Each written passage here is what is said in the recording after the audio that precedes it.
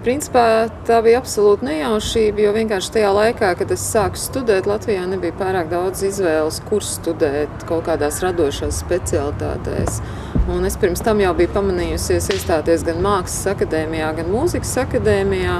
Un tad pēkšņi atvēru Anša Epnera kino režisoru kursu, un man likās, ka tas arī ir diezgan interesanti, un tā es tur iestājos, un tā es sāku taisīt filmas. Ну, улыбнись. Ну, хоть чуточку. Ну, а то ведь подумают, что ты отказываешься. Ну, а ты что, боишься? Да ты не боись, глупенькая. Вот ты знаешь, когда я был мальчишкой, я бы бог знает, что отдал бы, чтобы быть на твоем месте. Ведь это такое счастье полететь. Представляешь? А ну покажи, что это? Фу, ну что ты в земле копаешься? Фу, гадость. Ты понимаешь, что ты сегодня полетишь? Man interesē dzīve kā tāda, tāpēc tas ir dokumentālais kino.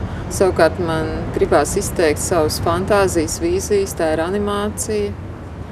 Būs iespēja taisīt lielo spēļu filmu, arī taisīšu. Drīz vien mīlēts, mazs, bet tas Ezis steidzās visur savus spēkus pierādīt.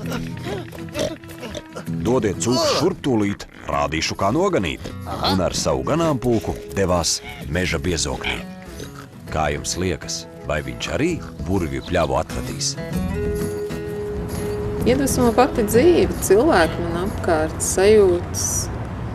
Man ir diezgan izteikta intuīcija, un man liekas, ka visa tā informācija viņa ir gaisā. Nav brīnums, ka vienlaicīgi cilvēki izdomā vienas un tās pašas lietas. Es domāju, ka man ir diezgan tie taustekļi tādi jūtīgi, un es paņemu.